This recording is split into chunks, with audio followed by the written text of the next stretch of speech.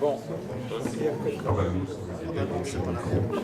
Bon, je vous propose qu'on attaque, on a eu notre petit quart d'heure composé, normal.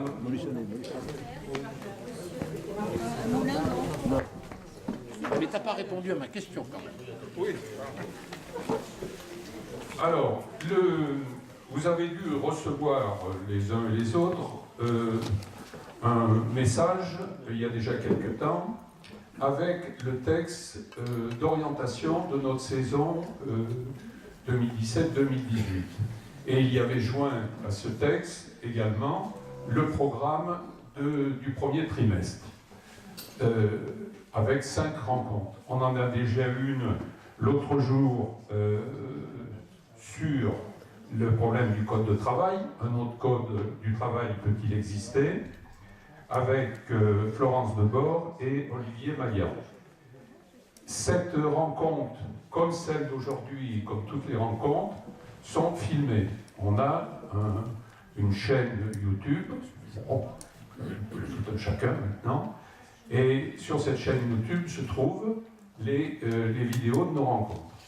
Mais il y a aussi le lien de cette vidéo sur notre site internet, donc c'est facile à trouver, rencontre au pluriel-atelier.fr, et là vous avez donc le compte-rendu de chacune des rencontres sous la forme de cette vidéo. Vous verrez, donc il y a notamment la rencontre de l'autre jour qui est déjà mise en ligne. Celle-là sera mise en ligne dans 2 jours, le temps de la monter et de l'envoyer à YouTube. Donc, je vous demande de vous reporter sur le site rencontreatelier.fr pour avoir le lien, pour regarder la vidéo. Donc, je vous demande aussi de fréquenter un peu ce site, donc Rencontre Atelier, parce qu'il peut y avoir aussi des informations, en plus de celles qu'on peut vous envoyer sous forme des invitations qui sont envoyées à chacune des rencontres. Alors, pour ce trimestre, donc je vous parlais de la première rencontre qui a eu lieu donc je ne sais plus comment c'était, le 12 septembre. Donc aujourd'hui, le 26 octobre et le 16 novembre, ça forme un tout. Il y a un tout là qui est donc, et on a aujourd'hui la première partie de ce tout. Aujourd'hui, c'est donc le thème, c'est la dernière séquence électorale a-t-elle posé l'échec des stratégies et des pratiques des partis politiques anticapitalistes. Le 26 octobre, ce sera quel rôle peuvent avoir les mouvements citoyens pour œuvrer au changement de société. Donc avec cette fois-ci Benoît Boritz, qui est déjà venu. Et le 16 novembre, quelle organisation politique pour que la communauté humaine ait le premier rôle. Et il y aura à cette 3e rencontre, sur ce thème des partis politiques et quel mouvement politique il faut pour la communauté humaine, avec Benoît Boritz qui revient, Pierre Zarka qui revient, et Olivier Maillant qui revient, il était là à propos du Code du travail. Voilà. Il y aura enfin une 5e rencontre pour le trimestre, qui est le vendredi 8 décembre, qui s'appelle « Œuvriers de tout le pays, unissons-nous ». Ce n'est pas une erreur, c'est le thème du manifeste des œuvriers qui a été réalisé aux éditions Actes Sud par Roland Gori, psychanalyste, qui avait été l'initiateur du mouvement d'appel des appels, Bernard Lubat, qui est un artiste, musicien de jazz, et Charles Sylvestre, qui est déjà venu aussi à Montluçon, qui est journaliste et qui est secrétaire des Amis du journal L'Humanité. Voilà donc l'ensemble du programme, et avec le triumvirat, on va dire comme ça, sur ce thème des partis politiques. Donc aujourd'hui, c'est Pierre Zarka qui est présent. Il est déjà venu, donc je vais le présenter assez rapidement. La Montagne nous a fait 2 petits entrefilés en disant qu'il était ancien directeur de l'Humanité, ce qui est vrai. Il est aussi animateur d'un mouvement qui s'appelle l'OMOS, ça veut dire organisation. L'Observatoire des mouvements de la société. Des mouvements de la société, voilà. Et qui est aussi, ça me permettra de parler d'autre chose, qui est aussi un partenaire de l'atelier. Alors, la liste des partenaires, vous l'avez là-bas sur la porte. On avait mis un autre ici, mais pas tenu. Avec le journal d'Humanité, je ne sais pas si on a des journaux aujourd'hui, on n'a pas. Et en plus, il y a des grèves. Le journal d'Humanité, les revues Cerise, qui est donc la revue des communistes unitaires, Pierre, Politis, Regard, et donc l'association Homo, je vous en ai parlé, Espace Marx, et il y a aussi, qui est partenaire de l'atelier, Réseau Salarial. Voilà, donc je vais passer tout de suite la parole à Pierre pour introduire le thème du débat. Merci. Je partirai d'un thème qui est à venir, mais juste pour l'énoncer, quand vous dites comment la communauté humaine peut avoir la maîtrise de la transformation de la société. C'est visiblement, puisque je suis aux travaux, un peu un thème récurrent, au fond, une idée récurrente dans vos travaux. Et je voudrais commencer à évoquer la pertinence de cette question. C'est-à-dire que ce n'est pas une vue de l'esprit de poser les questions dans ces termes, parce que tout dans la société est en train, au fond, de pousser à ça. Je vais aller le plus vite possible, mais si vous prenez par exemple de grandes transformations dans le travail, et notamment quand on lit la littérature managériale, ou si vous avez un entretien d'embauche dans une entreprise, l'entretien d'embauche portera très peu sur la technicité, parce que ou vous avez la qualification requise avec un diplôme et vous avez l'entretien, ou vous ne l'avez pas et vous n'avez pas l'entretien. Mais ça portera plutôt sur ce que le patronat appelle aussi élégamment l'employabilité, les compétences, c'est-à-dire toute une série de caractéristiques qui font appel au tréfonds de la personnalité. Et c'est bien la contradiction sur laquelle je reviendrai, à laquelle est confronté le capital, c'est au fond de faire appel au tréfonds de la personnalité pour faire travailler, mais pas pour réclamer son dû. Là, il y a un problème. Je vais prendre déjà un début de basculement dans le mouvement populaire, c'est le rôle de l'Assemblée générale. Je ne sais pas si vous vous souvenez, mais par exemple, la première fois, je ne parle pas de 68 là, mais la première fois que l'Assemblée générale a fait irruption dans un mouvement social, c'est en 86 lors d'un mouvement des infirmières, et il y a eu un peu une espèce de désamour, si je puis dire, entre les organisations syndicales et la coordination qui se vivait en concurrence. Et puis quand on regarde au fil du temps, non seulement ça ne se vit plus en concurrence, mais ça se vit en complémentarité. Et aujourd'hui, il y a peu de grands mouvements sans qu'il y ait des assemblées générales, c'est-à-dire sans que les individus concernés soient impliqués. J'arrêterai là, mais je vais utiliser une image un peu d'Épinal. Il y a 40 ans, l'image d'Épinal du mouvement social, c'était le leader syndical qui montait sur son établi, qui dans l'usine haranguait ses collègues, et tout s'arrêtait. Aujourd'hui, je serais tenté de dire que l'image d'Épinal du mouvement social, c'est plutôt l'Assemblée générale, le collectif. Et c'est au regard de cette question que je voudrais aborder votre problématique de ce soir, c'est comment, en fait, la présidentielle vient de signaler, si je puis dire, la faillite des partis traditionnels de manière assez flagrante.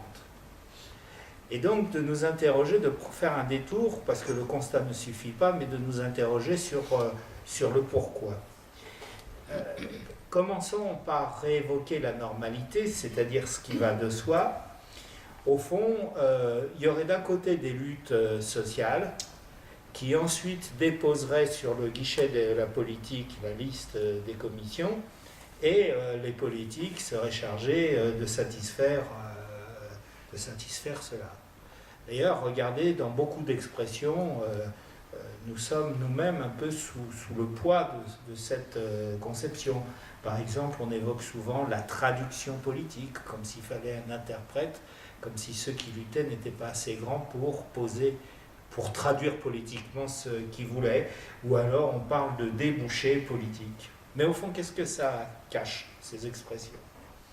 C'est que la conception dominante de la vie politique, animée par les partis politiques, c'est que l'on délègue aux partis la prise du pouvoir d'État pour que ces derniers répondent donc aux exigences, éventuellement redonnent ensuite, disent certains, le pouvoir au peuple.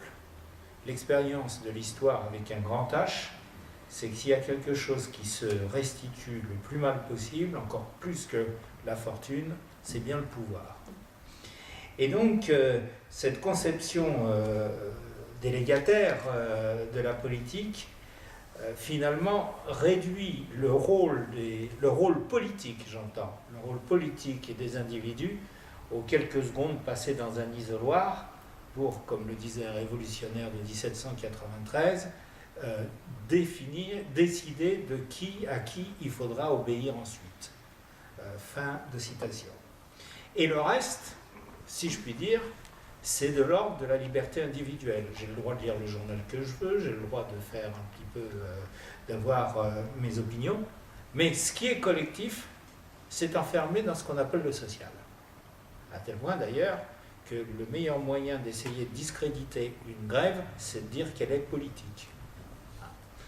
Donc, on est au fond dans l'idée que la politique serait une chasse gardée pour les partis politiques qui deviennent, ou les élus, qui deviennent de fait, ce que beaucoup de gens disent, des professionnels de la politique. Et vous voyez que je commence déjà à mettre en porte-à-faux cette conception avec les quelques secondes que j'ai passées sur l'émergence de l'individualité au travail ou bien à travers l'Assemblée générale. Je vous propose de faire un petit détour par l'histoire. Parce que si on prend les grands mouvements qui ont ponctué, par exemple, le mouvement ouvrier au XIXe siècle, je pense beaucoup à 1848 ou 1871, ça ne se posait pas du tout dans ces termes. C'est-à-dire que les politiques étaient parmi d'autres. D'ailleurs, lorsque la première internationale a été créée, avec la participation de Marx, il y avait effectivement des partis politiques, il y avait des syndicats, il y avait ce qu'on appellera plus tard des associations, et avec un copain, on faisait des recherches, on a même trouvé l'adhésion d'une fanfare et d'une entreprise de pompes funèbres. Donc, au fond, la porte était ouverte à tous, à égalité d'importance, si je puis dire. C'est après l'écrasement de la Commune de Paris que les choses changent. C'est beaucoup la Seconde Internationale d'abord, et très curieusement, parce qu'il en était critique, sous l'égide de Lénine et de la Troisième Internationale, que les partis politiques sont devenus ce que certains appelaient des avant-gardes, c'est-à-dire au fond un petit peu ceux qui pouvaient traduire les attentes de la grande foule des ignorants. Entendez tous les guillemets que je mets à ces mots. Et alors, cette dissociation, en vérité, n'est pas seulement due à ce qu'on pourrait appeler un glissement de la part de la Seconde Internationale ou de la Troisième, c'est la manière dont est fondée la Troisième République. Elle est fondée sur la base, d'abord c'est la Première République, contrairement à la Première et à la Seconde, qui se dissocie de la notion de révolution et de transformation de la société. Et alors, ce qu'on oublie, c'est que parmi les fondateurs de cette Troisième République se trouvent deux monarchistes, Thiers et MacMahon, et que Thiers, pour expliquer à ses pairs pourquoi il faut accepter la République et le suffrage universel masculin, il a trois arguments que je voudrais rapidement évoqués. Le premier argument, c'est de dire, bon, la demande est trop forte, on ne peut pas faire autrement. Bon, ça, si je puis dire, c'est relativement de bonne loi, ça se passe de tout commentaire. Mais les deux autres arguments sont assez intéressants. Il s'adresse donc à ses pairs et il leur dit 1830, 1848, 1871, vous n'en avez pas assez d'être pris par surprise par l'éruption des classes dangereuses. Il faut absolument éviter ça. L'intérêt du suffrage universel, c'est de prendre régulièrement le pouls des classes dangereuses et d'éviter les mauvaises surprises. Et puis il continue un petit peu plus loin, il reprend cette notion de classe dangereuse et il dit en 1871, il ne s'est pas cassé quelque chose de particulier, c'est que ces classes dangereuses donc ont pu produire leurs propres élites. Il faut absolument trouver quelque chose qui dissocie ces élites de ces classes. Donc au fond, le ver est dans le fruit, parce que cette conception de la République, nous en héritons de manière totalement acritique, comme si elle n'était qu'un progrès et qu'elle ne comportait pas en elle, en même temps, un danger. Et c'est, je crois, ce danger qui est en train de nous rattraper. J'ajouterais, je le cite souvent, j'ai dû les citer ici d'ailleurs, mais j'y reviens, que de ce point de vue, Thiers n'a pas la primauté de cette idée. Il y a un révolutionnaire de 1789 qui s'appelle Sieyès, qui est très connu pour avoir produit un pamphlet qui s'appelle « Qu'est-ce que le tiers-État ?» Seulement, Sieyès reflète à lui seul l'ambivalence de la Révolution française, c'est-à-dire qu'il est en même temps l'homme de la grande bourgeoisie. Et de 89 à 94, il se bat. Alors, d'abord, on oublie une chose, c'est que ce type est en même temps le penseur du coup d'État de Bonaparte. C'est lui qui va chercher Bonaparte pour faire un coup d'État. Ce qui, déjà, atténue la portée révolutionnaire du personnage, si je puis dire. Et il se bat sur un thème. Il dit, pendant 5 ans, il se bat sur un thème. Il dit, en politique, le peuple n'a aucune existence par lui-même. Il ne peut pas parler par lui-même puisqu'il ne peut pas penser par lui-même. Il ne peut s'exprimer qu'à travers sa représentation nationale. Et Guizot, plus tard, qui sera ministre de Louis XVIII, explique, visiblement avec un peu d'impatience, quand on lit, Louis XVIII devait peut-être avoir un peu de mal à le comprendre, qu'il faut absolument aller vers un système représentatif parce que, dit-il, citation, c'est le moyen d'éviter les affres d'une seconde révolution. C'est-à-dire que toute la conception de la politique, au fond, commence à naître là, et sur la base, au fond, de défaites de 1848 et de la Commune de Paris de 1871. Et nous en héritons un petit peu comme si ça allait de soi, comme si, évidemment, il vaut mieux ça que Louis XIV, mais de manière totalement acritique. Or, ça a deux dimensions, deux conséquences qui sont préoccupantes.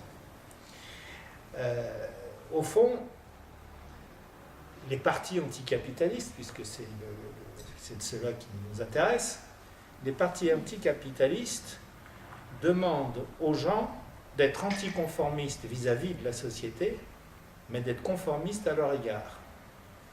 C'est un petit peu compliqué comme gymnastique. C'est-à-dire qu'on leur demande de désobéir d'un côté et d'obéir de l'autre, de s'affranchir et de suivre. Et là, nous commençons à avoir un problème. Et puis, nous avons un second problème qui est accentué par le caractère présidentiel de l'élection que nous avons connu, c'est que du fait que tout ça apparaisse un monde à part, eh bien, au fond, la présence de l'État, du système représentatif et de la course au pouvoir d'État devient une terre complètement réservée. Je ne sais pas si parmi vous, certains ont la prétention un jour de participer au pouvoir d'État, mais s'il y en a une ou deux dans la salle, vous ne serez pas beaucoup plus. C'est-à-dire que, sans y penser, nous intégrons l'idée que la politique est terre réservée, hors de nous, hors du corps social. Et donc, il y a quelque chose d'extraordinaire parce que tout pousse de plus en plus à s'occuper de ses affaires dans toute la société, encore une fois, au travail, la manière de se parler, il n'y a plus de chef de famille, il y a le mouvement des femmes, par exemple, qui affirme une volonté d'égalité, quel que soit son sexe. Les Jeux Olympiques des handicapés, c'est d'affirmer sa participation à la société, quelle que soit sa situation physique. Donc tout pousse à ce que l'individu maîtrise de plus en plus son sort, sauf dans un seul champ, le champ politique, qui lui n'a pas à bouger. Et alors, de ce fait, d'ailleurs, cela handicape énormément les luttes. Parce que du coup, on a l'impression que le couperet tombe au niveau de l'État. Je vais faire allusion à des expériences plus ou moins récentes. Mais je ne sais pas si vous vous souvenez du grand mouvement, certains d'entre vous ont dû y participer, pour la défense des retraites en 2010. Il y a eu un mouvement formidable qui s'est arrêté dès que le Parlement a voté. Au fond, comme si nous avions besoin de l'autorisation du Parlement pour manifester ou pour nous arrêter. Je vais prendre un exemple plus près. Dès la fin de 2015, on sentait venir, et beaucoup dans les organisations syndicales, mais au-delà, on sentait venir, à l'époque on disait Macron 2, on sentait venir ce qu'allait devenir la loi El Khomri. Mais on a attendu que le gouvernement prenne l'initiative pour réagir. Et on n'est pas parti de l'idée que nous étions suffisamment indépendants pour nous interroger sur ce que devait être le travail. Et donc, il y a quelque chose qui coince, et c'est, je crois, cette torsion que nous commençons à ressentir de manière très très forte à travers ce qui s'est passé aux élections. Pas seulement chez nous. Si je prends ce qui se passe en Espagne en ce moment, dans l'actualité, on peut penser ce qu'on veut des uns et des autres. Mais ce qui est remarquable, c'est que derrière ce qui se passe avec la Catalogne, c'est la question de la souveraineté du peuple qui est posée sur les institutions. On peut penser ce qu'on veut du Brexit, mais le sentiment d'être floué, le peuple, en ayant le sentiment d'être floué par les institutions européennes, a eu cette réaction. On peut penser évidemment ce qu'on veut de ce qui s'est passé aux États-Unis avec l'élection de Trump, mais c'est la manifestation qu'on veut autre chose que ce qu'on appelle les partis traditionnels, y compris aux États-Unis.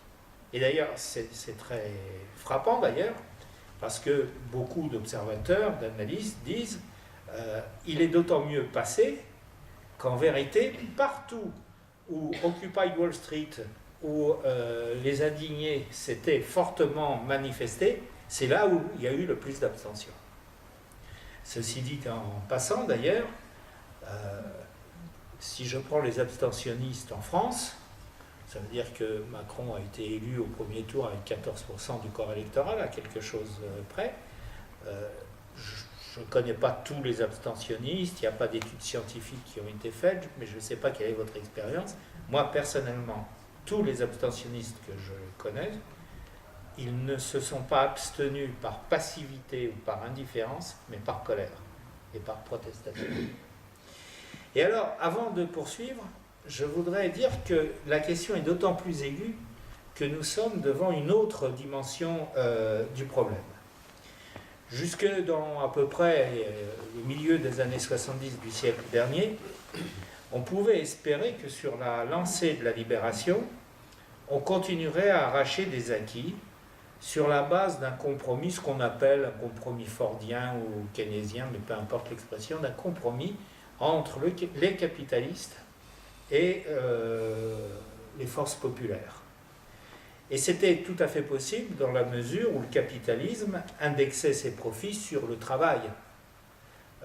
Évidemment, je ne dis pas qu'il a cédé de gaieté de cœur la sécurité sociale, mais ça lui permettait d'avoir une main-d'œuvre en forme. Il n'a pas de gaieté de cœur permis la prolongation de la scolarité, mais ça lui permettait de... Or, aujourd'hui, il se passe quelque chose de tout à fait différent. On parle beaucoup de la financiarisation, je ne veux pas être trop long, je vais aller le plus vite possible, on pourra y revenir dans la discussion. Pour le capitalisme, pour le capital, le travail commence à poser 3 sortes de problèmes. Premièrement, c'est que en 1900 ou 1920, des capitalistes achetaient une machine, ils mouraient de vieillesse, les successeurs continuaient avec les mêmes machines. Aujourd'hui, si vous achetez un ordinateur, au bout de 7 ans, on vous dit qu'il est complètement obsolète et qu'il faut en changer. C'est vrai pour les robots, c'est vrai pour les machines-outils. Et donc, il faut renouveler de plus en plus le stock, de plus en plus vite, le stock de machines, parfois des machines de plus en plus complexes, de plus en plus coûteuses.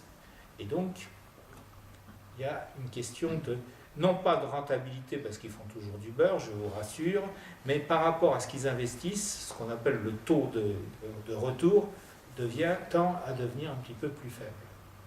Deuxièmement, qu'on le veuille ou non, on paye quand même malgré tout plus cher un ouvrier qui a un bac pro qu'un ouvrier qui avait son certificat d'études. Et donc là, il y a une question de coût, si je puis dire.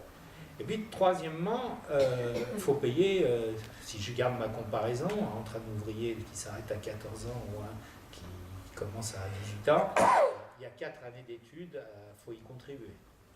Voilà. Mais il n'y a pas que ça.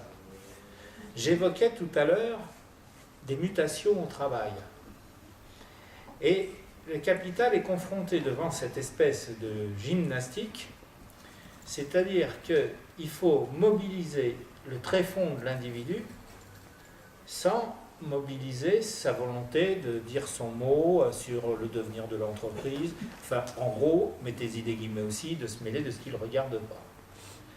D'où ce refuge dans ce qu'on appelle la casse, la financiarisation ou le pillage des fonds publics.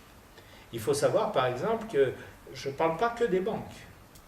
En 2014, 63% des profits de PSA, ce n'était pas de la vente d'automobiles, c'était de la finance, de la spéculation. Et donc le capital est confronté, ou nous sommes confrontés à cette chose, c'est que du coup, il n'y a plus d'espace pour pouvoir aménager le capitalisme. Il n'y a plus d'espace, on le voit bien. D'ailleurs, Hollande n'a pas trahi, si je puis dire. Hollande avait le choix entre devenir révolutionnaire ou faire ce qu'il a fait. Il n'y a plus d'espace, comme il y en avait en 1960 ou dans les années 50. C'est d'ailleurs pour ça que la social-démocratie est en crise dans tous les pays d'Europe ou tous les pays développés. Parce que l'espace du compromis est en train de se réduire comme une peau de chagrin et de disparaître. Et ça aussi sous la pression des exigences des individus. Le capital est sous la pression des attentes des individus, mais nous aussi. Sous la pression des mêmes attentes. Et lorsque les partis politiques donnent le sentiment qu'au fond, ils ne demandent qu'à être suivis, eh bien, ils ne correspondent plus à ce qui est en train de mûrir dans la société. Et donc, nous avons besoin, nous, de nous dégager de cette normalité, doublement. La premièrement, mais ça sera l'objet d'une autre rencontre, si j'ai bien compris, c'est de trouver une forme qui puisse correspondre à ce qui est en train de naître. J'en dirai juste quelques mots. Mais pas seulement. C'est une forme pour quoi faire. Or, quand on regarde ce qui se passe, on est bien obligé de s'interroger si le fait que le monde des partis politiques soit un petit peu un monde clos, un peu en dehors de ce qui est en train de mûrir, ne les rend pas sourds à certaines attentes. Je vais essayer de m'expliquer concrètement. Je suis frappé comment, parmi les partis anticapitalistes, la question justement de sortir du capitalisme, je ne dis pas tout d'un coup, mais de commencer à sortir du capitalisme, a été si peu posée pendant la campagne électorale. Or, je voudrais faire deux remarques qui vont dans un sens contraire, trois remarques. Il y a évidemment ce qui peut s'expliciter si on dit aux gens est-ce que vous pensez qu'il faut tout prendre comme ça, ça ne va pas le faire comme on dit, mais il y a ce qui est implicitement attendu. Si les gens étaient capables d'exprimer avec des mots clairs, des objectifs précis, leurs attentes, il n'y aurait pas besoin de partis politiques, il n'y aurait pas besoin de syndicats, il n'y aurait pas besoin d'organisation. Donc il faut savoir décoder, si je puis dire. Et là, je veux prendre trois éléments. Le premier, qui est un peu un petit clin d'œil, il y a 2 ans, je crois, j'ai vu à la télévision une publicité sur une banque, je ne me souviens plus laquelle, pour être franc, qui disait enfin une banque honnête. Ça en dit long sur le regard sur les banques. Et quand j'entends proposer qu'il faut une banque publique et qu'on oublie de toucher aux autres banques, je ne suis pas sûr qu'on soit tout à fait en phase. Le deuxième exemple que je veux prendre est un sondage qui est paru en décembre 2015, si ma mémoire est bonne.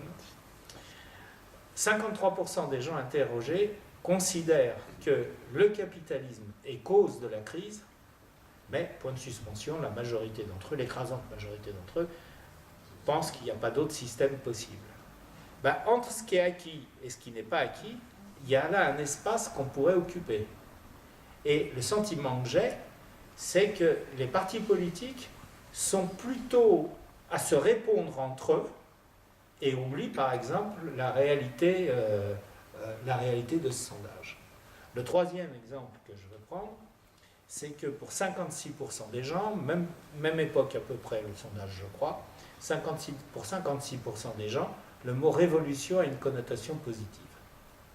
Bien sûr, qu'est-ce qu'ils mettent dans ce mot? Ça, c'est pas acquis. Mais c'est bien le problème de la bataille politique.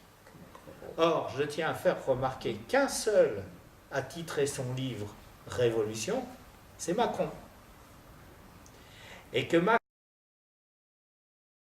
en joue à la fois en a joué, évidemment, d'où le désamour qui est en train de le frapper très vite, mais en a joué avec une deuxième chose, il a dit « mais moi, je suis la société civile qui investit le champ politique ».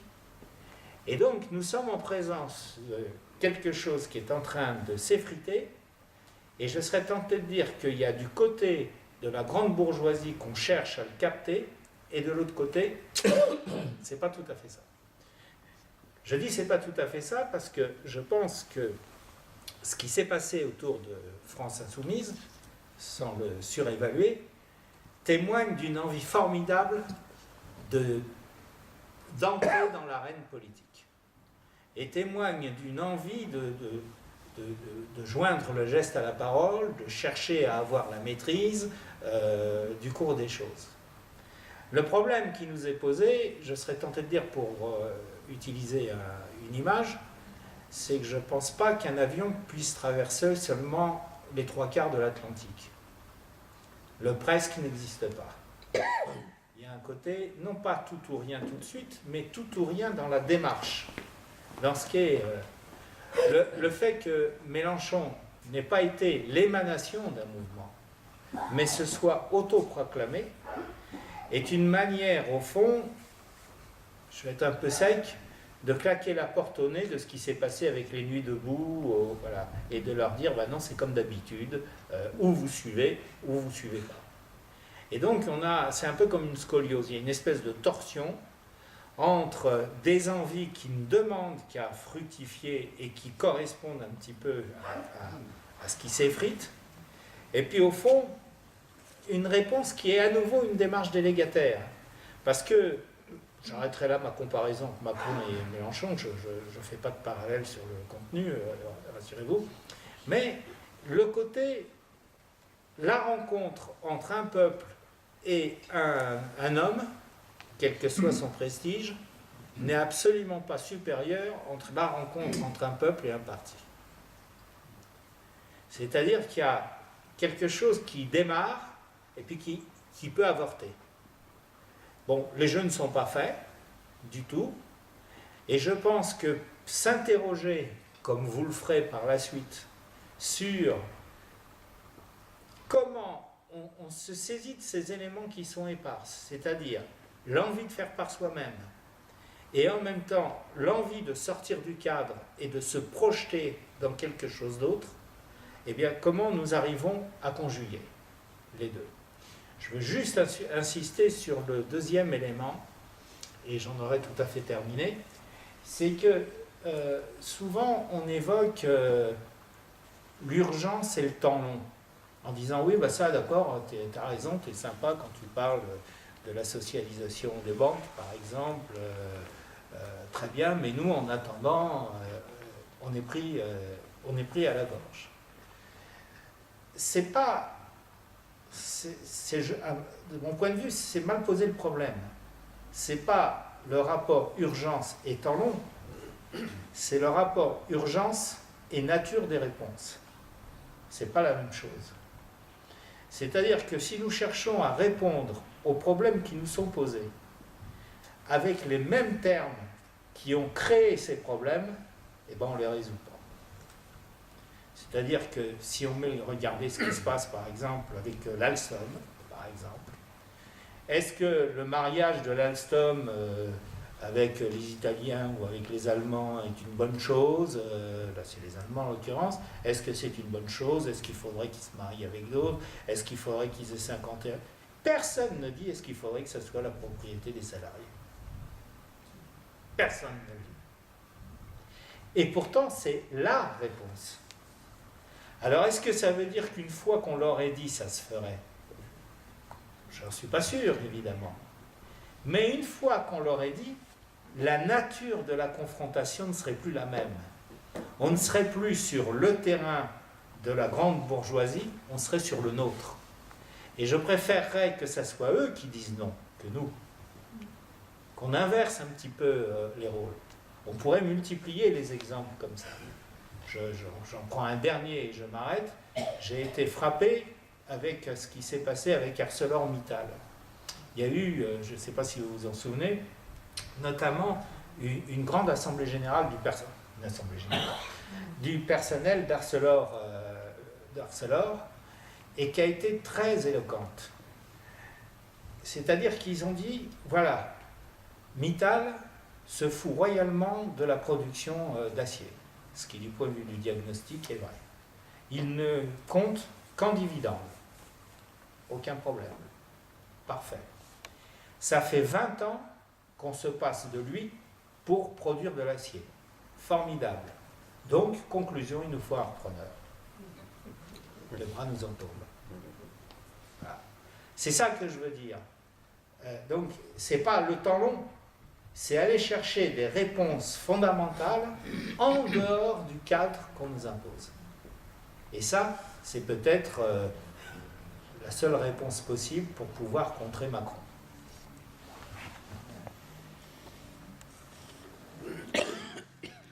Bien, ben merci Pierre. Alors là maintenant le débat est ouvert. Alors on peut peut-être anticiper sur comme Pierre l'a fait un peu, sur les prochaines séances, mais peut-être plus sous la forme de poser des questions pour la prochaine fois. Et puis on vous invite à venir la prochaine fois. Mais enfin, il ne faut pas que ça vous restreigne non plus, hein, ce que je dis. Alors, qui veut la parole? Qui passe le micro d'ailleurs?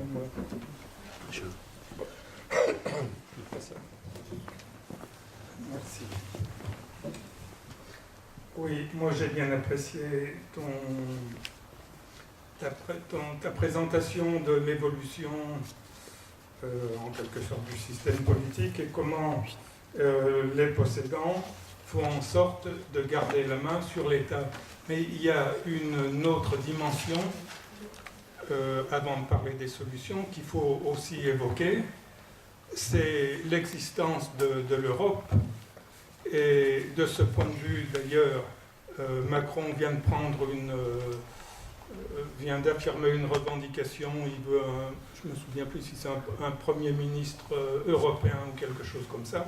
Disons qu'il entend aller dans la direction d'une Europe fédérale dans laquelle les peuples n'auraient plus aucune possibilité de construire le changement. Encore moins que si on était avec un État souverain. Donc ça me paraît être aussi une dimension qu'on ne peut pas éviter dans la recherche de solutions démocratiques, et une question que tout mouvement naissant, enfin, ou se cherchant, ne peut pas éviter de traiter, à mon avis.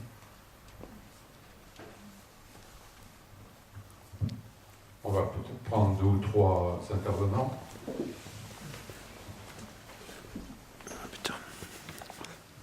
Putain que c'est dur d'être cinéaste, mon Dieu. Moi, je pense que les aspirations aujourd'hui du peuple à être le moteur de ce qu'ils vivent, les décideurs de ce qu'ils vivent, sont très profondes. En même temps, je pense qu'il faut mesurer comment le capitalisme a su pervertir cette attente-là aujourd'hui, dans un certain nombre de domaines. Donc, tu as parlé des entreprises, j'en reviens pas, c'est mon petit dada, mais c'est vrai que, à mon avis, on ne mesure pas comment aujourd'hui, alors que la production est de plus en plus à dimension collective et fait appel à l'intelligence, comment aujourd'hui on enferme les gens dans les tableaux de bord, je trouve que si on ne mesure pas, et ce qui fait sans doute aussi la souffrance au travail de beaucoup de gens aujourd'hui. Mais j'en viens un peu à cette question de la perversion sur les institutions. Moi, je trouve que l'élection présidentielle, qui a pris son poids dans la vie politique française énorme, parce qu'on rappelle quand même que c'est, même s'il y a une abstention, mais c'est celle aussi qui fait le plus participer les gens, qui intéresse entre guillemets, mais au sens qui crée une espèce de période de grand débat, enfin bon, etc. Mais comment cette élection est en même temps complètement, pour moi je le dis un peu comme ça, complètement antidémocratique. La personnalisation de cette élection, c'est tout le contraire de cette aspiration à ce que le peuple... Et tous les partis politiques s'engouffrent dans cette élection sans poser cette question-là. Parce que, enfin, j'ai envie de dire, à quand un parti politique ou un candidat qui dirait « moi je veux... je ne sais même pas d'ailleurs comment il pourrait le dire d'ailleurs, je veux être le candidat que celui qui balaye cette élection, quoi, enfin, qui arrête qu'on ait un président de la République. Enfin, je veux dire, à un moment ou à un autre, c'est tout le contraire de la démocratie, cette affaire. Et puis j'ai un autre point, un lieu d'institutionnel, je trouve, qui est profondément attaqué aujourd'hui, et qui pourrait servir de point d'appui justement à l'engagement citoyen, et qui est aujourd'hui d'ailleurs des lieux, un espace où il y a une richesse de vie citoyenne, etc. C'est la commune. La commune aujourd'hui, c'est comme par hasard d'ailleurs. C'est celle qui est dans le viseur de tous ceux qui organisent les institutions territoriales.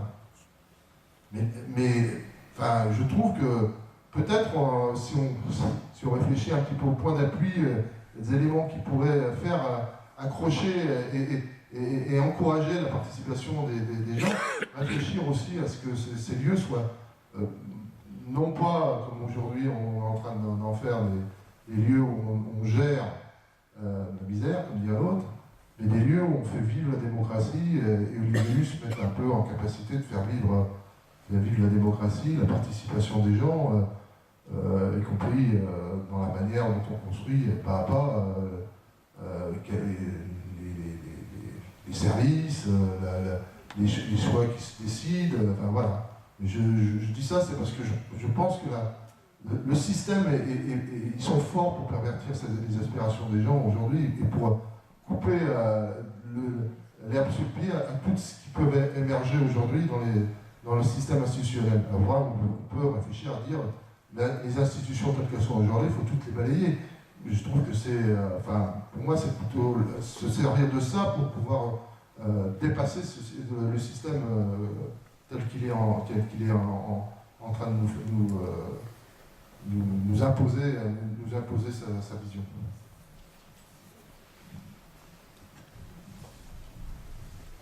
Une troisième intervention, si j'en ai une, mais bon, alors je la pose la question.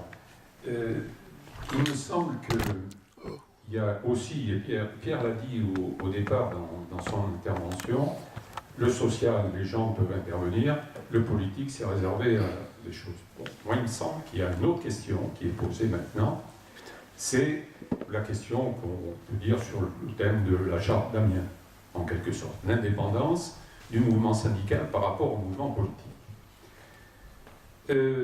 Il y a eu une proposition de rencontre qui a été faite par Solidaire en disant, ben voilà, compte tenu des attaques qu'il y a contre le monde du travail, il serait peut-être intéressant qu'on puisse se réunir, je crois que c'était avant-hier, ça avait été proposé, qu'il y ait une réunion entre les organisations syndicales, de lutte de classe, on va dire comme ça, et les partis politiques anticapitalistes.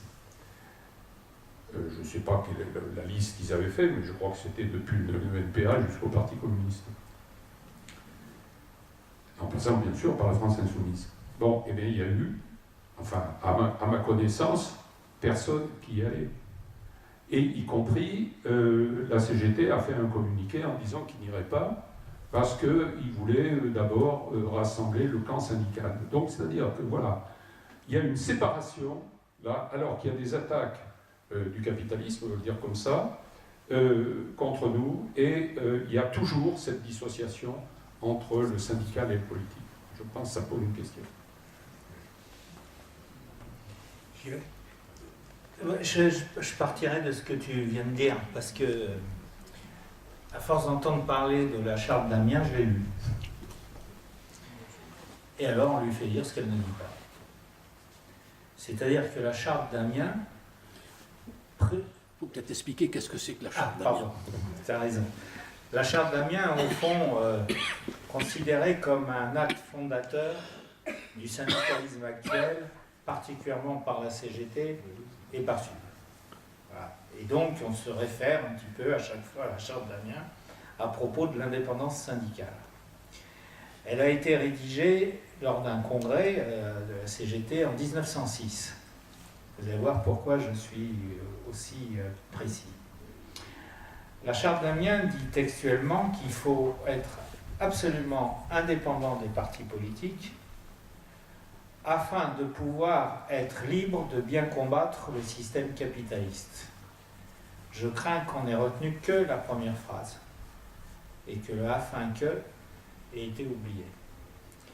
Et lorsqu'on regarde de près ce qui s'est passé, dans quel contexte nous sommes?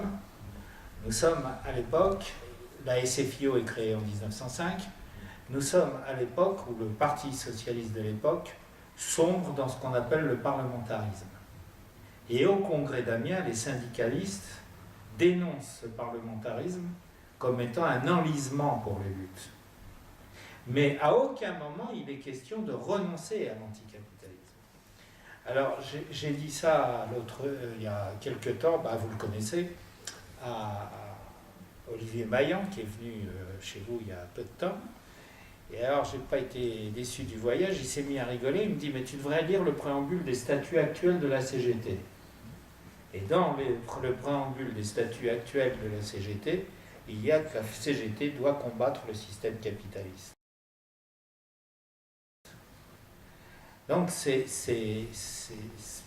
vraiment ce que tu dis, c'est de l'aliénation, au fond, de dire non, ça c'est politique, nous on s'en occupe pas. Et d'ailleurs, quand on regarde, nous sommes arc-boutés pour défendre les grands acquis, ou ce qu'on appelle le modèle social français, qui est issu de deux périodes, le Front populaire et le programme du CNR. Mais ces deux événements, ce sont des événements politiques, des événements syndicaux. Poser la question est absurde, n'a aucun sens. C'est des événements où il y avait tout le monde. Et c'est parce qu'il y avait tout le monde qu'il y a eu une multiplicité de portes d'entrée dans lesquelles le peuple pouvait se reconnaître. Et donc cette dissociation est quelque chose de terrible, parce qu'elle pousse le syndicalisme à n'être que protestataire. Et on voit bien, on n'arrête pas de manifester, si je puis dire. Là, depuis la rentrée, il y a eu trois manifestations, et pour l'instant, on ne peut pas dire que ça ait fait pas seulement bouger les choses, parce qu'une manifestation ne débouche pas sur la victoire, on ne peut pas le caricaturer. Mais rien n'a changé dans l'ambiance ou dans le mental des gens. Voilà. Et alors, ça m'amène à la deuxième, à ce que ton intervention là sur la perversion, et notamment par les institutions. Je ne vais pas répéter, je prendrai juste un petit mot sur l'échelon de la commune, mais je voudrais d'abord faire une remarque. Quand on regarde ce qui est en train de se passer, je crois qu'il faut s'interroger sur le sens qu'il y a derrière des mesures qui sont vécues à juste titre comme des mesures profondément violentes et réactionnaires. Quand on met bout à bout l'ANI, vous vous souvenez, la criminalisation de l'action revendicative, des luttes à cause de ceux qui déchirent les chemises, la mise en cause, tu l'évoquais, de toutes les solidarités au travail. Il y a un truc qui risque de se passer, et qui risque de passer inaperçu avec les ordonnances, c'est la mise en cause des CHSCT. C'est la seule structure qui a un peu de pouvoir dans l'entreprise. Le CE n'en a aucun. Mais ça en a. Comment on pourrait traduire ça? On peut s'interroger si au fond, derrière leur arrogance, ne se cache pas une vulnérabilité et une petite angoisse.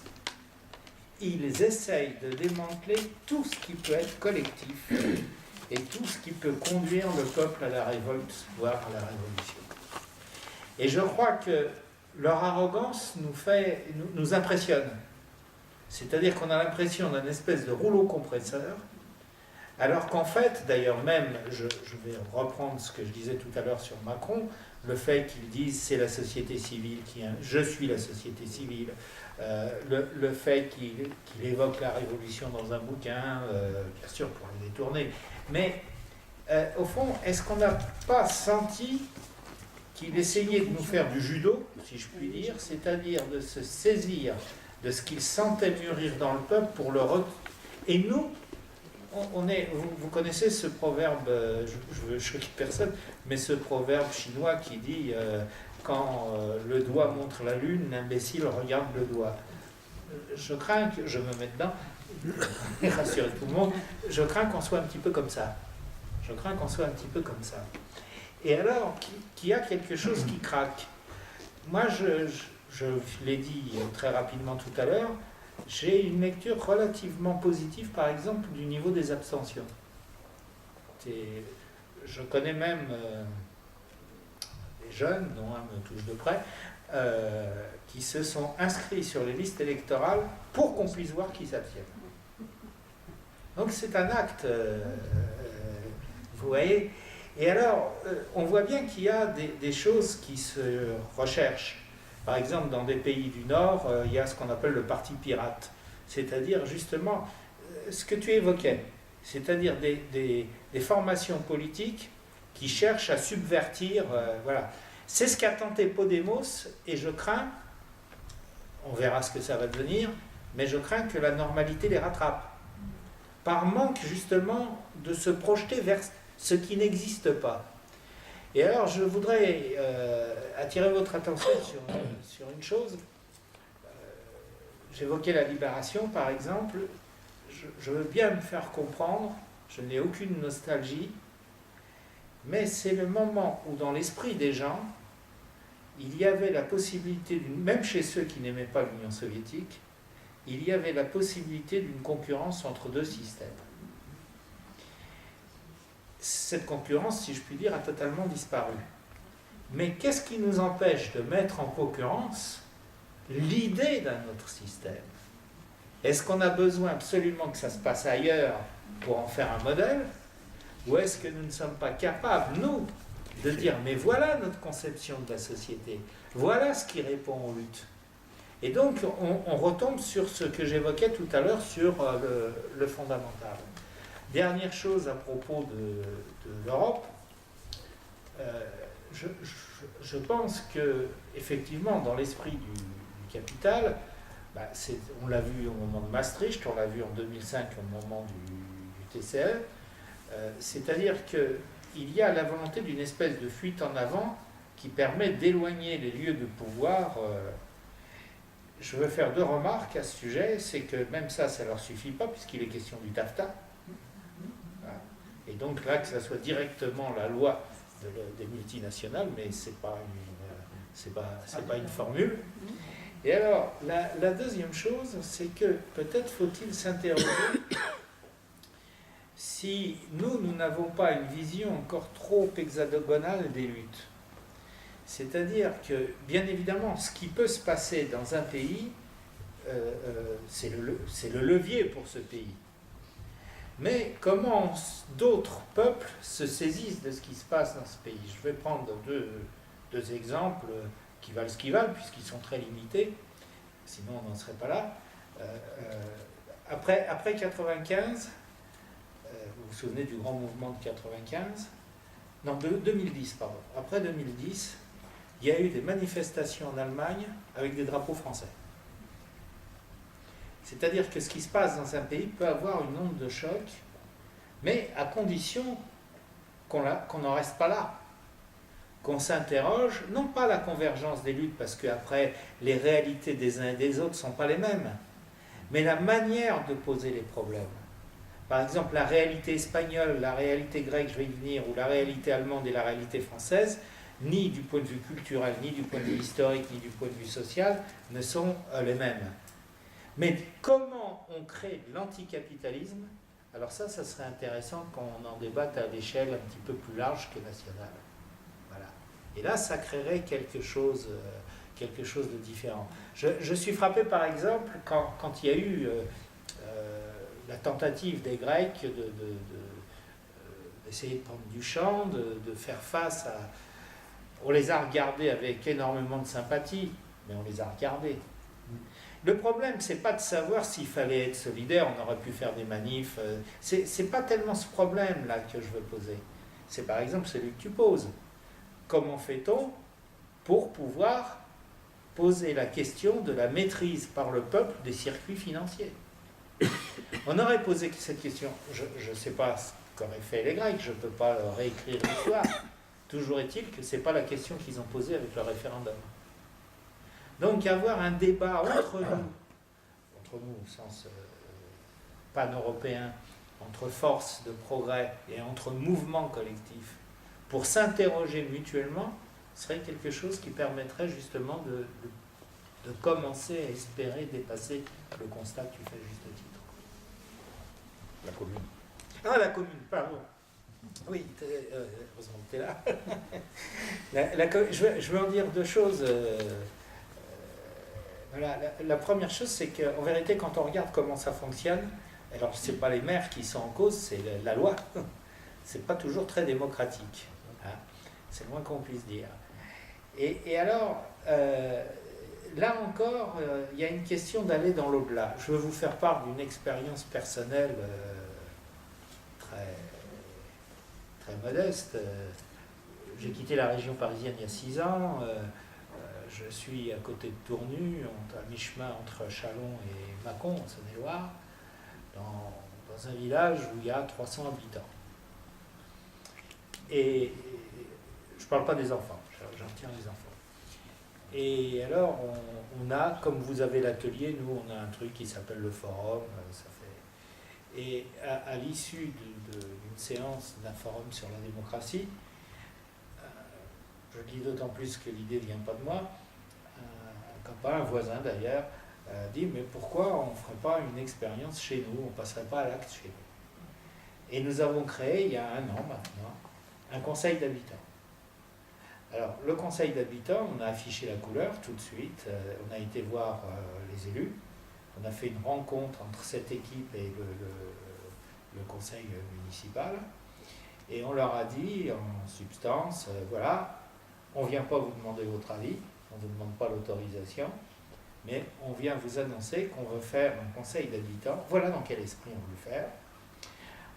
On pense que le vrai pouvoir législatif devrait être l'Assemblée générale des habitants, pour ceux qui veulent, bien sûr, il y a rien d'obligatoire, et les élus être l'exécutif. Et en disant, évidemment, on sent que ça peut vous secouer, mais c'est peut-être une bonne protection, si je puis dire, pour les élus. Nous, on a par exemple un conseil municipal qui a pris position contre les compteurs Linky. Ils se sont fait débouter par la préfecture administratif, et on a pris cet exemple en disant mais s'il y avait eu 1/3 des habitants qui étaient dans le coup, peut-être que ça, on ne peut pas là aussi inventer, mais ça ne serait peut-être pas passé tout à fait de cette manière. On en est maintenant à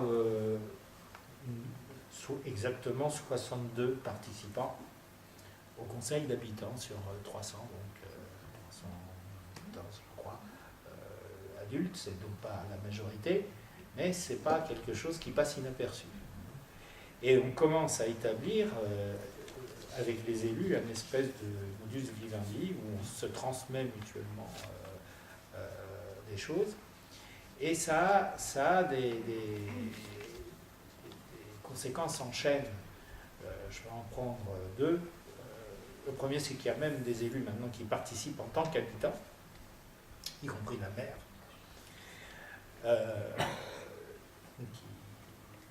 Ça se banalise. On a eu, pour l'annoncer, droit à une page dans le bulletin municipal pour l'annoncer à tout le monde.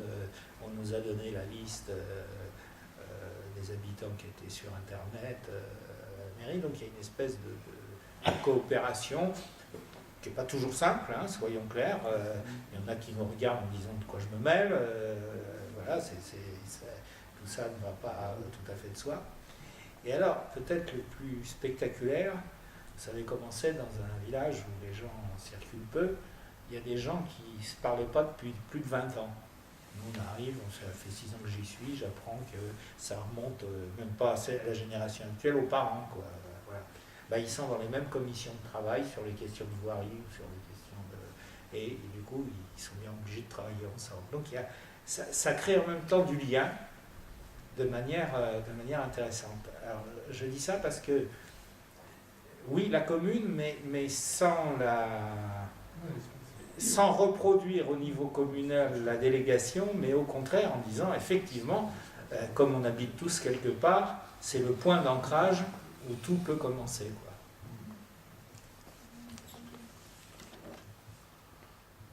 Allez, deuxième tour de débat. Qui veut intervenir? Même si on anticipe sur les prochaines réunions.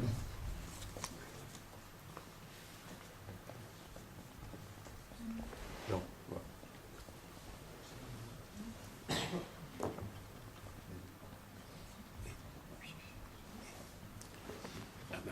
J'ai une question de compréhension, parce que j'ai peut-être été assez attentif sur la diminution, voire l'extinction du compromis entre le patronat et les organisations syndicales, qui fait qu'il n'y a plus de grain à moudre.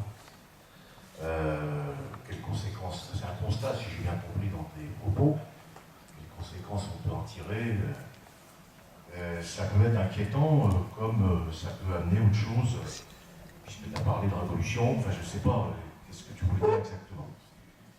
Et deuxième point que je voulais dire, c'est que j'ai été frappé cette semaine par une lutte syndicale où les travailleurs se sont vraiment emparés d'un dossier. C'est l'ex-CETA à Rion.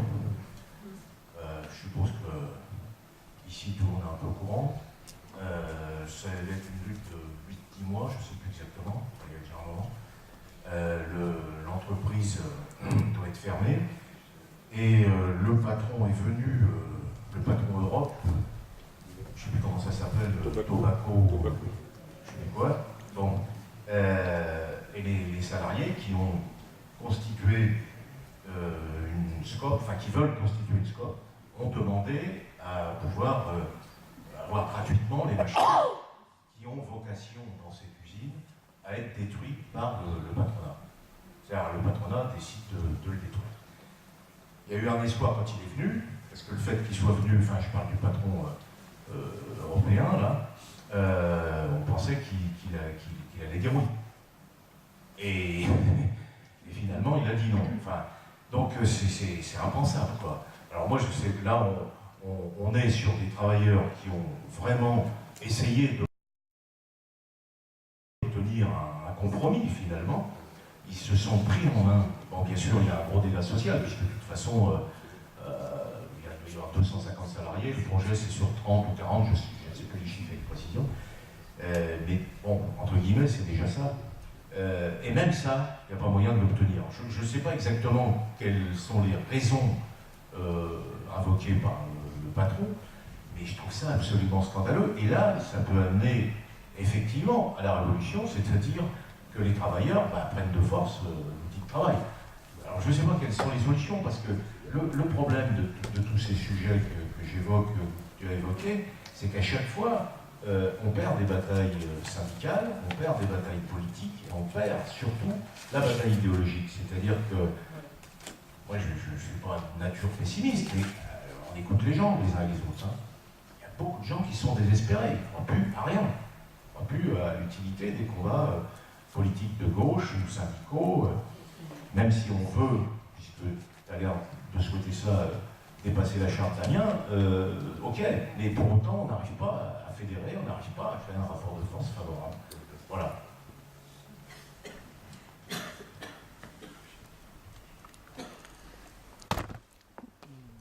Sur ce sujet, non? Bon, Pierre, vas-y, avant. C'est un vaste sujet. Pas dépasser la charte d'Amiens, la lire complètement, ce qui n'est pas la même chose, ce qui est plus facile. Voilà, je vais essayer de le prendre par des exemples concrets. En ce moment, quand on regarde n'importe quel commentaire à la télévision ou à la grande presse, au fond, si on a des problèmes de chômage, c'est parce qu'on ne serait pas assez compétitif. Alors, on va voir ce que ça veut dire. Lorsque j'étais à l'Humanité, je ne sais plus si c'est 96 ou 97, enfin, on s'en fout un peu, donc je vais parler en franc. On a eu une confession de Bébéar qui était PDG d'AXA. Et alors Bébéar nous dit, on l'a publié dans l'UMA, ça l'a rendu foudrage. Après il m'a appelé en disant mais je ne voulais pas que vous le publiez, je lui ai dit il ne fallait pas nous le dire. Il dit voilà, en ce moment j'ai de l'argent, j'ai 7 milliards de francs, on parle en francs à l'époque, hein, j'ai 7 milliards de francs dans l'industrie. Et ces 7 milliards de francs me rapportent, en gros, dit-il, bon an mal an, 7%. Je vous laisse faire le calcul de ce que ça lui rapporte. Et il dit, si je les retire de l'industrie française, que je les mets en spéculation, ou que je les place en Pologne, ils me rapporteront 14%. C'est pour ça que je dis le compromis est impossible. Parce qu'il fut un temps où les machines duraient, les gens étaient moins exigeants, ils étaient moins qualifiés.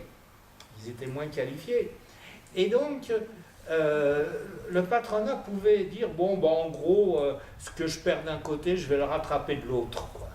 Voilà. Aujourd'hui, ce qu'il perd, il ne le rattrape jamais. Et il ne veut pas. On se met à sa place, il ne veut pas. Et donc, l'idée d'un compromis est devenue quelque chose de tout à fait impossible. Et puis, il y a une autre raison à cela. Je l'évoquais à propos de la question... non. Je regardais des chiffres pendant que tu parlais, là. Quand on parle compétitivité. Pourquoi il y a des délocalisations? Sur le monde, si on prend l'échelle de la planète, il y a 73% des salariés qui sont sans aucun système de protection sociale. Ben, c'est mieux, hein? Voilà. Il y a 152 millions d'enfants au travail et il y a 40 millions d'esclaves. Alors d'un point de vue compétitif, on ne fait pas mieux, quoi. Voilà. Et donc nous sommes confrontés à cette situation. Puis il y a une autre dimension. Je l'ai évoqué à propos de la démocratie en disant les travailleurs voudraient... je vais prendre là aussi un exemple très concret. Je ne sais plus si c'est 84 ou 86, mais bon, je crois que c'est 84. À Peugeot-Sochaux, ils ont fait une étude sur la productivité du travail, le rendement, sur les chaînes de montage. Et donc on est sur le travail à la chaîne. Et ils se sont aperçus qu'il y avait beaucoup de loupés, de malfaçons et tout, et ils ont dit, bah non, il faudrait faire autre chose. Et au terme d'une étude faite avec des sociologues et des psychologues, ils ont décidé de faire ce qu'ils appelaient des ateliers flexibles, c'est-à-dire c'était des équipes qui se réunissaient autour de la voiture à monter, et les salariés avaient une vision complète de l'objet à finir, quoi. Et puis 2 ans après, donc je ne sais plus si c'est 86 ou 88, j'ai eu entre les mains d'ailleurs un rapport d'alerte en disant il faut arrêter les bêtises parce que ces salariés, depuis qu'ils ont la maîtrise de l'objet fini et qu'ils construisent, qu'ils savent qu'ils produisent des voitures, ils ne se sentent plus, ils veulent donner leur avis sur les conditions de travail, ils veulent donner leur avis sur ce qu'il faut investir et ils réclament une augmentation de salaire. Donc il faut arrêter les frais. Et ils sont revenus en arrière. Donc il y a une espèce, contrairement à ce que nous avons connu au 19e et pendant la majeure partie du 20e siècle, il y a maintenant une espèce de divorce entre le rendement du capital et le travail dans les pays développés. Alors ils se rattrapent, ils commencent par exemple à aller en Chine. Et puis le monde diplomatique, je crois que c'était la semaine dernière, a fait état qu'il y a eu de tels mouvements en Chine que l'écart entre les salaires chinois et les salaires français, pareil en Tchéquie, pareil en Tchéquie, les écarts se réduisent. Donc ils commencent à fermer des entreprises en Chine pour les envoyer en Afrique. On en reparlera dans 5 ans. Voilà. C'est-à-dire qu'ils font un espèce de nomadisme en fuyant à chaque fois, mais c'est parce que pour eux, il y a quelque chose qui est maintenant de l'ordre de l'impossible. Et alors, je vais essayer de me faire comprendre, nous, on fait comme s'il leur était possible finalement de revenir à la raison, de dire non, faut un peu plus augmenter les salaires, faut ralentir les cadences et tout. Mais pour eux, c'est explosif, c'est impossible, c'est impensable. Donc, on est en train d'essayer de leur demander un truc où, à tous les coups, ils perdent. Donc, ils ne veulent pas. On essaye d'imaginer qu'on est à leur place pendant 20 secondes et on pense que c'est normal qu'ils ne veuillent pas. Et donc, le problème qui est posé aux luttes, c'est comment ces luttes posent d'emblée la question d'aller au-delà du capitalisme. Tu évoques, par exemple... je ne l'ai pas dit tout à l'heure, il y a en ce moment 400 000 salariés en France qui ont choisi la voie de la coopérative. Voilà. C'est à la fois pas beaucoup et c'est pas tout à fait négligeable. Mais si on regarde d'ailleurs, la plupart des entreprises qui ont été sauvées, sauf celles qui ont été rachetées évidemment, sont passées par cette voie. Donc on est dans une situation où le moyen de faire face, comme dit l'autre, la meilleure défense, c'est l'attaque. Quand on prend par exemple les mesures de Macron, là, on s'aperçoit qu'il y a quelque chose de très profond qui est en train de se faire. On n'arrête pas de vanter les mérites de l'auto-entrepreneuriat. Alors, c'est quoi? C'est grâce à l'ordinateur, on demande à des tas de gens, au fond, de se louer, un peu comme les paysans se louaient au XIXe siècle, à la tâche. Voilà. Et donc, c'est plus le contrat de travail, c'est un contrat de location, c'est un contrat commercial.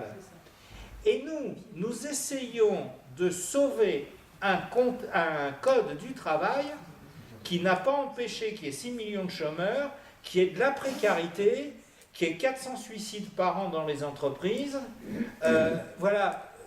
Donc, il y a presque un non-sens. Et on n'attirera pas ni les jeunes, ni en disant défendez ce truc qui nous a foutus dans la situation dans laquelle on est.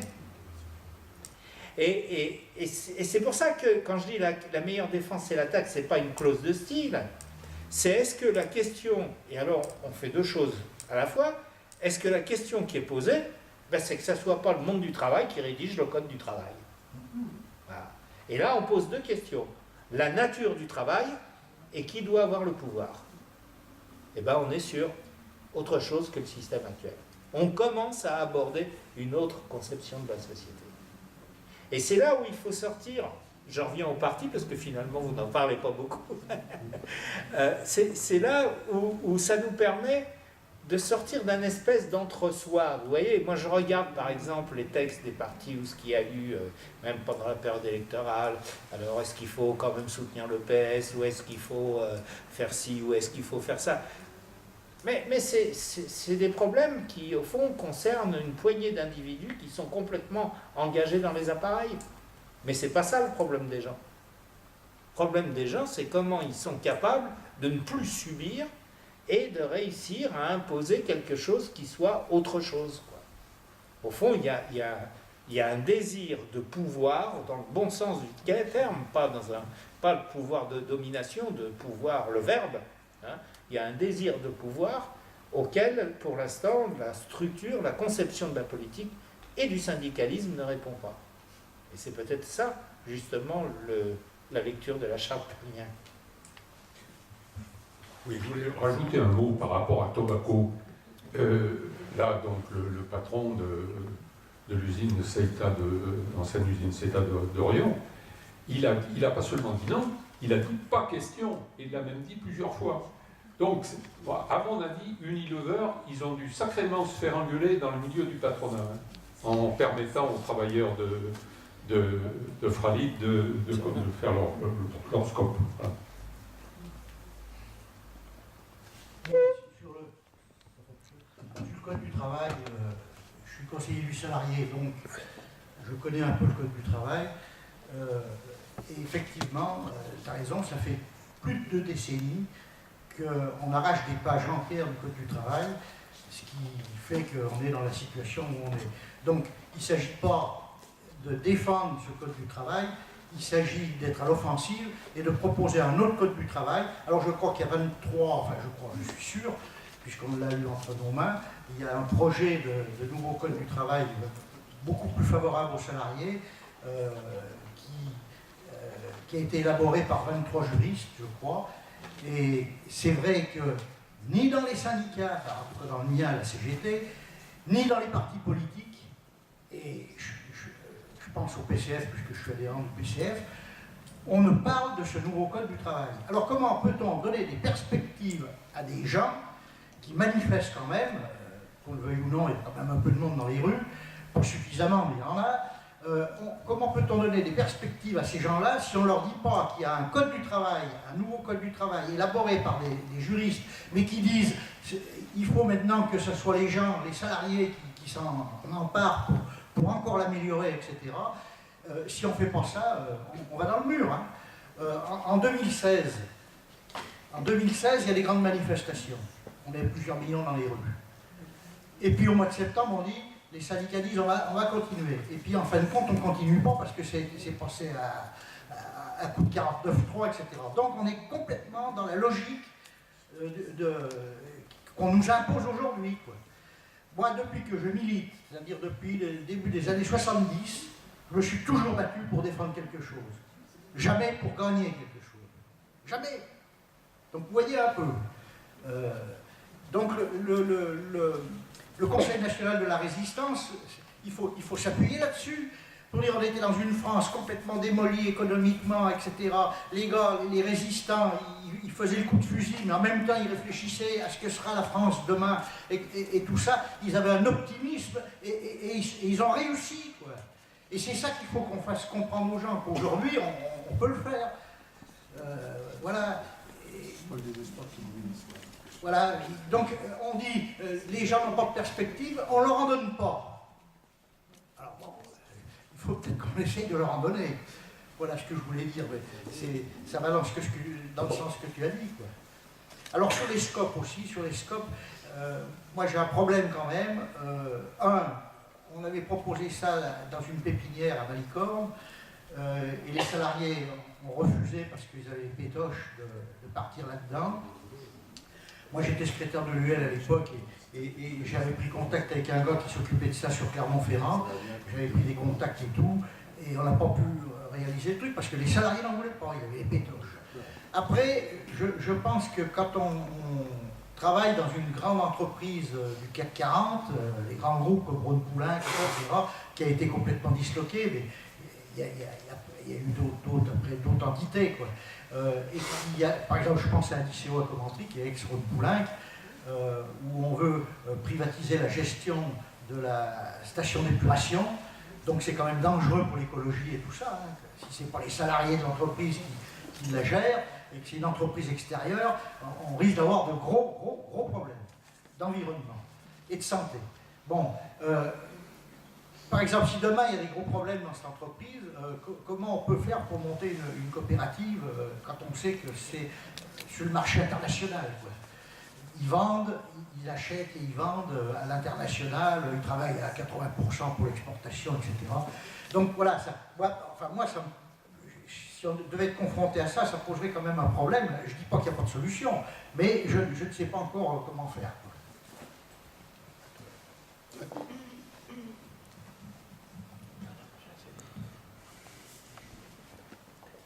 Bon, on trouve la parole.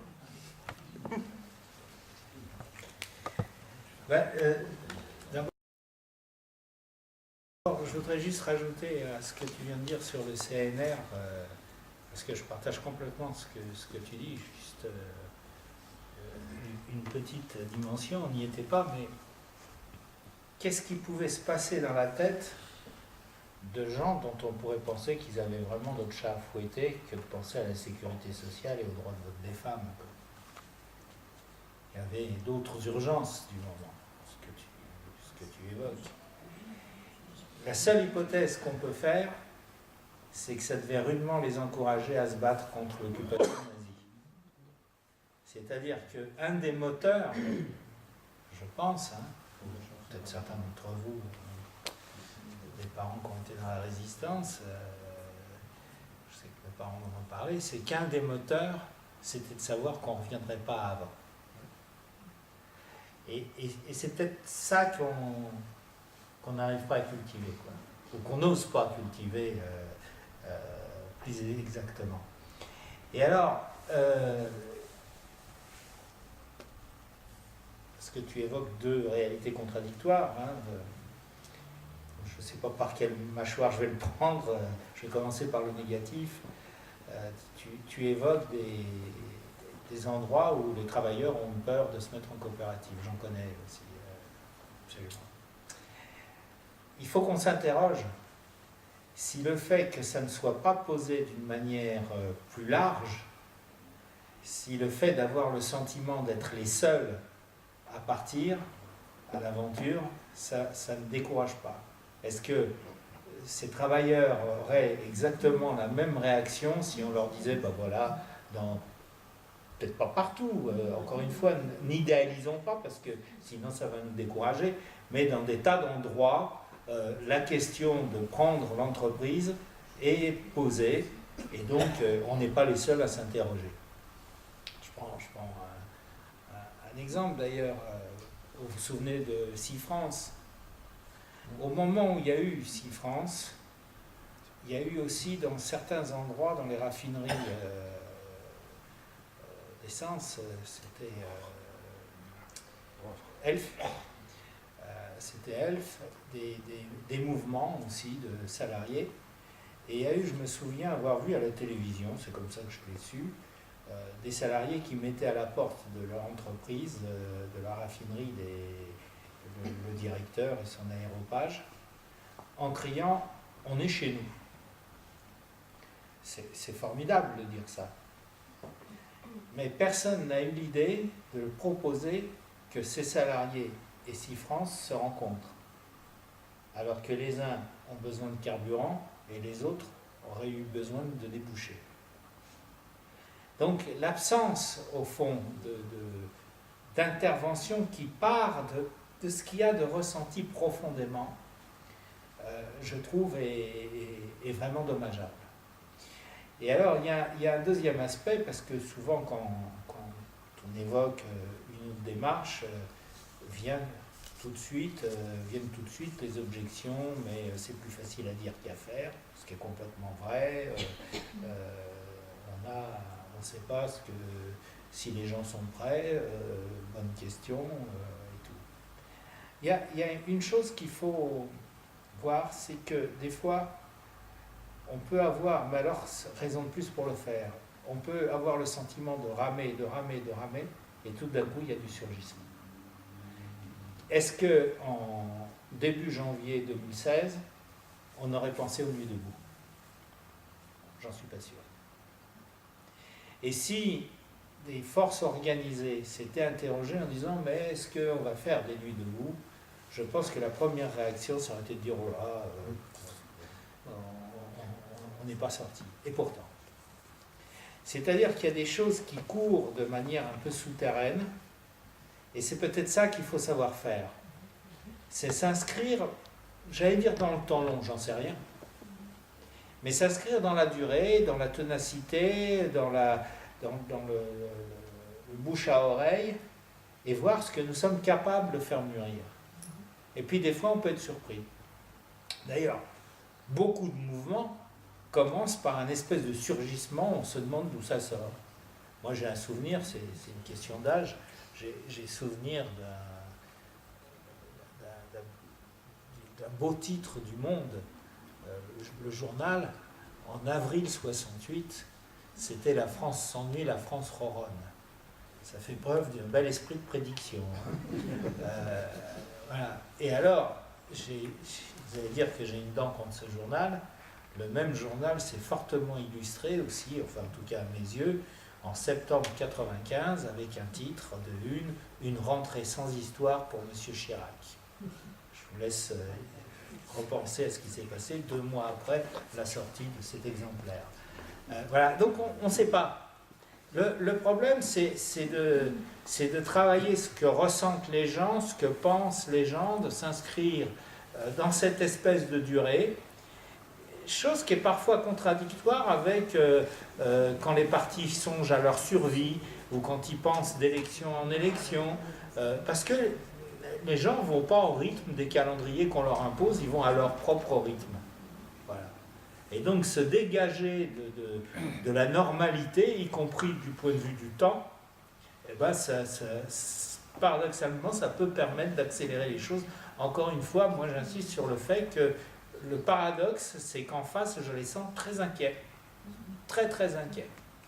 S'ils n'étaient pas inquiets, d'ailleurs, ils n'auraient pas recouru à Macron. Ils se seraient contentés de Fillon. Et donc, on sent qu'il y a quelque chose où ils disent il vaut mieux éteindre l'incendie, il vaut mieux prévenir que guérir, quoi. Voilà. Et alors, dernier élément... non, j'ai tout dit, voilà. Ah ben si, le marché international, oui. Ça c'est une vraie difficulté. Il y en a même d'autres avec des entreprises qui, elles, sont des multinationales. D'ailleurs, à l'Homos, on va faire une séance de travail sur appropriation sociale en prenant l'exemple de multinationales. Parce qu'à chaque fois qu'on parle d'appropriation sociale, on prend toujours l'exemple d'une petite entreprise ou d'une moyenne entreprise. Et donc, c'est un peu commode, quoi. Voilà. Donc, je le dis, non, je ne sais pas bien répondre à la question, mais la poser me semble important. Et alors, rien qu'en la posant, se pose déjà deux types de questions. Le premier, c'est que quand on lance une idée, elle est reprise par d'autres. Alors après, il faut voir comment elle se nourrit de controverses. Quelqu'un nous fait une objection, ça nous oblige à la retravailler et tout.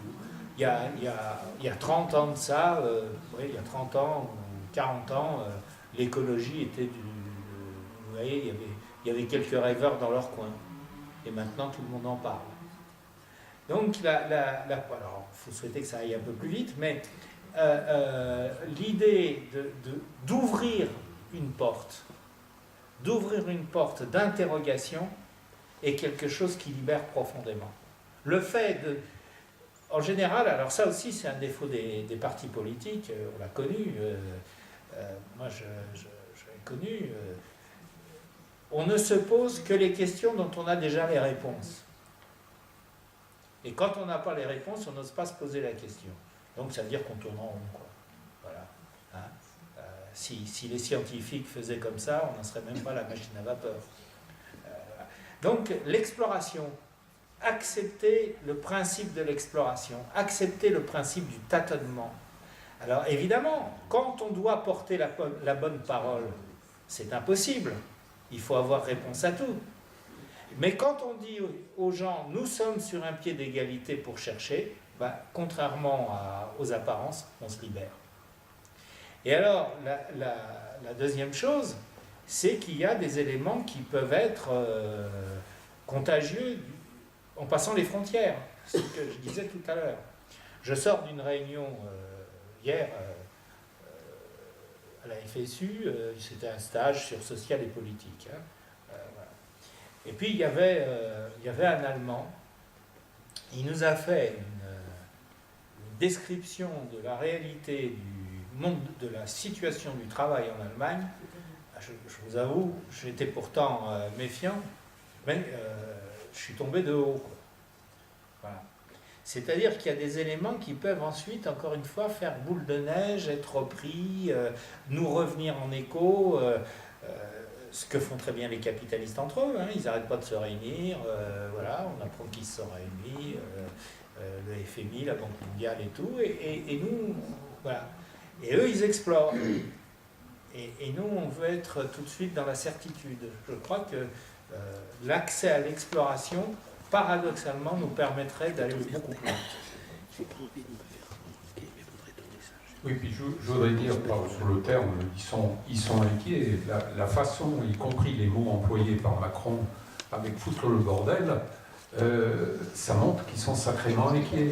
Et moi, je pense que, moi, j'ai discuté encore avec une personne à midi, c'est en train de passer dans les têtes, ça, mais ils vont nous mépriser encore longtemps, c'est pas possible, ça. Et je pense qu'à un moment donné, je ne sais pas quel sera l'élément, mais je pense que ça va éclater.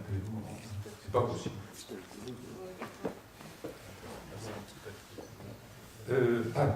Alors. C'est pour la fin, c'est pour la fin. Oui, mais on va peut-être faire la fin, à moins que quelqu'un veuille intervenir encore. Il m'avait semblé sentir qu'il n'y avait plus personne. Alors, Pierre nous passe des choses à dire que je n'oublie pas. Alors, d'abord,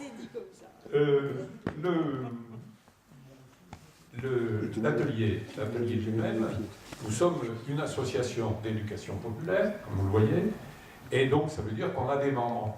Donc, si vous voulez adhérer à l'atelier, pas de problème, et surtout qu'on discute à peu près tous les mois, à la fois pour préparer les prochaines rencontres, mais aussi pour discuter des orientations de l'année suivante, et je vous assure, c'est sacrément enrichissant et sacrément intéressant.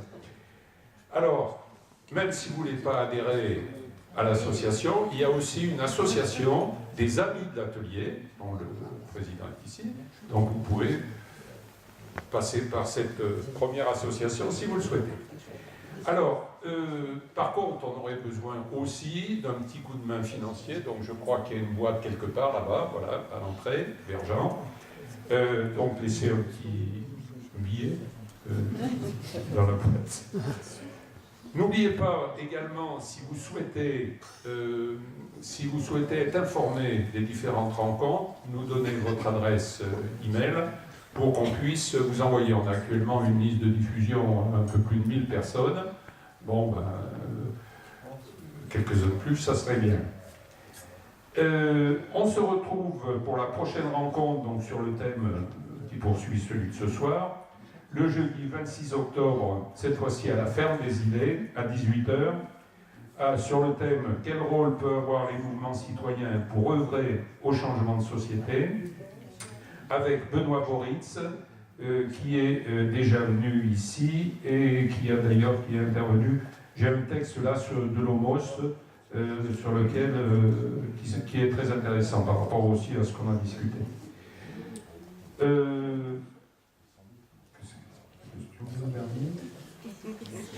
Le film. Ah oui, le film, j'ai pas noté le jour. Le film Mutual, qui a été partenaire avec nous pour la dernière ou l'autre avant, je ne sais plus. Voilà. Fait une rencontre, un film sur l'amiante. Alors, j'ai pas noté la date. Tu m'as pas donné la date, Pierre. C'est quand la date? C'est le 17. Le 17 octobre au Palace. Au Palace. Voilà. Sur l'amiante. Oui, Pierre veut dire un Oui, mot. c'est à la suite de ce que tu viens de dire, c'est comme ça que ça me revient. Par expérience, je le dis par rapport à l'atelier, souvent on peut s'auto-censurer en se disant oui mais moi je suis pas capable ou je parle pas aussi bien et tout. En vérité on est tous devant un puzzle. Et très rares sont ceux qui ne possèdent aucune pièce. Parce que toutes les expériences, y compris les mauvaises, peuvent servir de réflexion. Et donc, en politique, contrairement à ce qu'on nous dit aussi, les ignorants, ça n'existe pas. Voilà. Et alors, à partir de là, il y a une deuxième chose qu'il faut se dire, c'est qu'à partir du moment où on cherche dans la même direction, eh ben, le désaccord est rudement utile. Il est fécond.